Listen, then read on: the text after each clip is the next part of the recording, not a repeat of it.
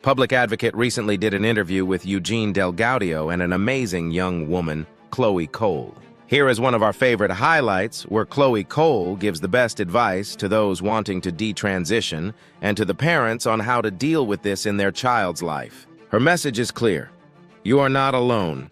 Somebody out there is considering this right now, on the one hand, surgery, on the other hand, the whole environment. What are you thinking that would help them come to terms with this propaganda that has hold of them? It's something that will be incredibly difficult, especially within the first few months to within the first year. And it might feel incredibly lonely, but you are far from alone. There is an entire community of people out there just like you. And no matter what you have been through, you are still whole, no matter what these doctors or what this community has taken from you. Thank you. I have spoken to moms. What would you say to moms out there dealing with this topic? To mothers out there dealing with this? Well, I think to any parents, whether or not your child is already dealing with this is something that you're going to have to address with your child. And sooner is better than later, because they're going to learn about it, whether you like it or not, whether it be through school, through the curriculum, through their peer groups, through the internet, even through video games and the communities around them. This has made its way into every single part of our culture. And you have to tackle this with your child and address the truth with them and teach them how to discern between fantasy and reality before outside influences get to them. And if you're dealing with this with your own child right now, do not affirm. Do not affirm this in any capacity. Do not affirm their preferred name, their preferred pronouns. Do not call them by the opposite sex or whatever they identify as.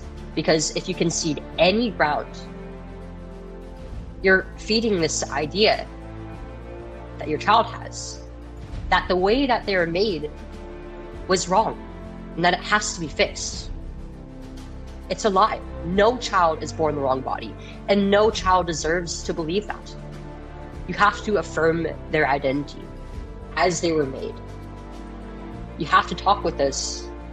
You have to talk through this with them. You have to have those hard conversations with them, no matter how uncomfortable. Because your child is relying on you to build their identity, to help them become mature adults who can live life to the fullest. You should be asking them, where are these feelings coming from? Why do you think that the way that you're made is wrong? Why do you think that you have to change? And you have to be their rock in reality.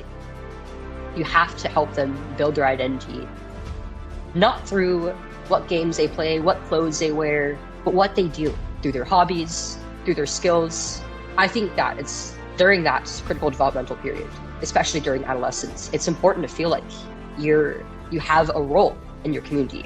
And so things like sports and school clubs, playing an instrument, being as part of a school band, I think are pretty critical to development during that point in time. Thank you. It is, parents need to protect their children from this evil, and it is evil.